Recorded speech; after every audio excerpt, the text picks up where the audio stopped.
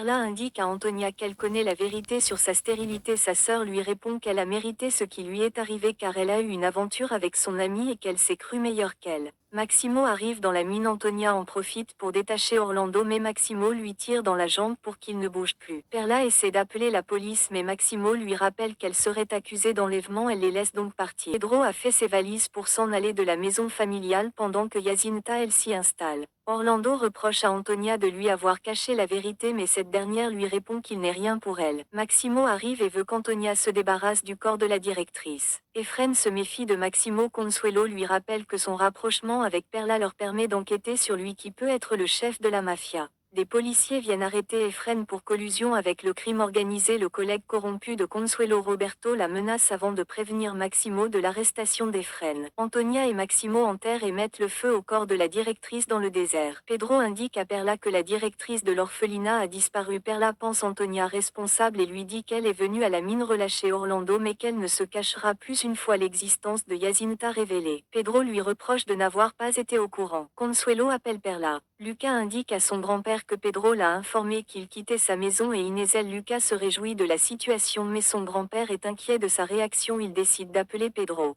Efren est mis dans la même cellule que le complice d'El Campa. Il exige de lui dire le nom de son chef mais Roberto arrive et l'oblige à le lâcher. Il dit à Efren qu'il a été arrêté à cause de la dénonciation faite par l'homme venu faire l'échange d'or avec le bœuf qu'Efren avait volé. Zoro pense qu'El Combat est responsable de l'arrestation d'Efren. Perla veut aller au commissariat mais Consuelo lui conseille d'élaborer un plan pour qu'il n'arrive pas la même chose que le bœuf à Efren. Le grand-père de Lucas demande à Pedro de se réconcilier avec son frère pour qui il s'inquiète. Lucas va voir Inézel pour la consoler après sa rupture avec Pedro. Elle lui répond l'avoir mérité pour avoir caché son identité que Lucas ne connaît toujours pas. Elle lui révèle être Jacinta Zenteno, la fille de Bernardo et Perla. Lucas comprend qu'elle aussi a voulu se venger de la famille d'Antonia comme lui. Il ne comprend pas que Pedro n'ait pas compris son désir de vengeance après ce qu'elle a vécu. Sofia conseille à Pedro d'essayer d'oublier Jacinta pour arrêter de souffrir. Maximo amène Antonia et Orlando dans un nouveau lieu encadré par ses hommes. Il annonce à Antonia avoir la main sur tous et compte même celui caché. Il les enferme dans une salle surveillée par ses hommes. Jacinta remercie Lucas de ne pas lui en vouloir d'avoir caché son identité. Il l'embrasse sous les yeux de Pedro. Jacinta va voir Pedro pour lui affirmer n'être pas là pour l'héritage et l'aimer mais il prétend qu'il ne l'aime pas et lui demande de le laisser tranquille. Perla demande à Maximo de lui prêter son avocat pour Efren. Il accepte en espérant se rapprocher d'elle. Efren est contre l'aide de Maximo. Perla lui demande de lui faire confiance. Perla apprend à Consuelo que l'avocat va pouvoir prochainement libérer Efren. Jacinta arrive pour proposer son aide mais repart aussi car elle ne se sent pas bien. Sofia commence à avoir des souvenirs de son enlèvement. Perla demande à Pedro de passer à la prochaine étape de leur plan pour pousser Antonia à régir. Il organise une interview où il prétend qu'il rejette la greffe et supplie de passer du temps avec Antonia. Cette dernière entend cette interview sur le téléphone du garde.